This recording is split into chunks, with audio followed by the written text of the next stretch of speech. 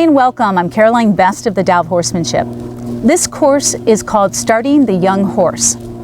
And starting the young horse holistically and developing their foundation on the ground to prepare for your first ride. Standing next to me is Susie. Susie's a 2-year-old thoroughbred filly. She is the main star of this course, and you're going to be witnessing her progression every day of her training for the first 30 days. Now, in my methodology, when horses come to me or used to come to me for training, I would only work with them 20 of the 30 days. So that would be basically 4 weeks out of the month, Monday through Friday. And often, especially with young horses and or traumatized horses, restarting horses, they will get many days off in a row and even a week or two off, depending on where they are in their learning. And when you give a horse time off, it does so much good. And that's one of the points that I mention in this course. In my training method, and especially in this young horse course, that I want to impress upon you. So while Susie's 2 years old, and I do have my first ride on her, this is not a riding course. It's not about riding at this age, and it shouldn't be. Most of you should already know that it takes 7 years for the horse's spine to fully develop, not fuse, but fully grow. And that's with all breeds of horses. It takes at least 7 years, a good 7 years. Well, so does the rest of their body, all of their other bones and ligaments and tendons and muscles.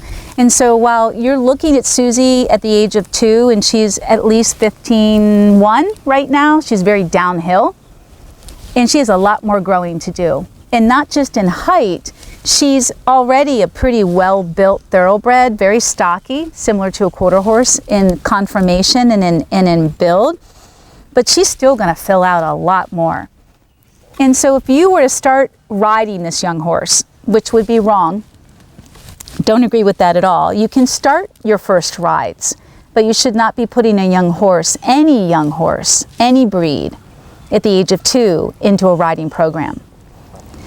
So much of her mental state and her physical state is going to grow and develop and mature from the age of 2 to the age of 4, tremendously. Not to mention, she's just gonna start to really fill out physically. And I want to always maintain the soundness and the longevity of my horse. And so that means you don't start training them physically by running them around and developing a lot of strength, so to speak, in the round pen specifically at the age of 2. You don't want to do that. I also follow the great masters from Tom and Bill Dorrance to Nuno Oliveira, the great dressage master. And while they're no longer alive, we have a lot of books and reading materials passed down from them, and that's what I've studied. And especially in classical dressage, you do not begin a young horse's education until the age of 4. And even then, it's slow and it's all on the ground and in hand. It has nothing to do with riding. So a lot of the great masters really appreciated that, and so do I. And they took the time that it took and it takes to get to know the horse, to understand the horse, so that when the horse began their learning, their training, their education, they could find the easiest way possible for that horse to learn. So unfortunately today, in so many different disciplines and training, especially young horses, there's so much fighting going on and making and forcing. And no one takes the time to get to know the horse and figure out how that horse, as your student, needs to learn. And to me, that's what makes a great teacher. In my personal experiences, being a student, always a student, but even as a young child, who are the teachers that I remember the most? And I ask you to do the same. You remember the teachers that took their time to make sure you understood what was going on and took the time to make you feel included, possibly even special here and there when you answered something correctly, or at least you tried and you worked really hard and you showed great effort. So those types of teachers built your confidence, didn't they? And that's what this is really all about. And it should be with horse training, period, but especially in our young horses. So often, unbeknownst to their owners and handlers, they are robbed of that level of confidence. And I say unbeknown because I've met so many horse owners, including the owner, the previous owner of Susie, who did not purposely try to do any harm to this horse. But when this horse came to me, she had some negative learned behaviors from being handled and not being well understood. And so in the premium course, the full course of starting your young horse holistically and developing a foundation and a riding, preparing your horse for riding, you're going to see Susie. Susie's the #1 horse in this course out of 3. And you're going to see me work with her 20 days out of 30. Doesn't mean she's not handled every day the same way, so that she learns to adopt new ways of acting and behavior when she's led, when she's sent into her stall, around food, bathing, grooming. But her main learning is only Monday through Friday. And so that comes to about 4 weeks out of a month, 20 days. So they have at least 2 days off to decompress, process, and digest what they've been learning. Because Susie came with some negative learned behaviors, I spent at least 10 days working to peel away at those learned behaviors and create new positive ones. So you'll see it in the free course. You're going to see Susie, the snippets that we've taken from the long lessons. You're going to see the before and after of how she struggled with being head shy, severely, and how she struggled with being in the round pen. She couldn't be free in here because she would just take off. And then if you went to gently stop her, get in her way, she would change direction abruptly facing the round pen panel, and she just had so much fear. And you'll see how I explain all of that. I help to teach you how to read the horses and better understand them, and then you're learning my step-by-step exercises, not step-by-step, but you're learning my exercises, the certain techniques and approaches that I use in a specific exercise to help a horse like her, which there's so many out there. She came with 2 very common, unfortunately, common challenges or learned behaviors that I've seen in young horses, unfortunately. Too many of them are hit and smacked in the face. It only takes one time. You're not teaching them anything but to fear you. You're not teaching them is the bottom line. You're not educating the horse. You must teach the horse how to respect your space. If you're afraid of getting run over or kicked, you must teach them. So there wasn't any teaching going on, and this happens, and then the horse gets hit and then learns to be afraid of this. And then of course round penning, and this young horse was up for sale, so it was really important that the owner show some video of the horse's movement.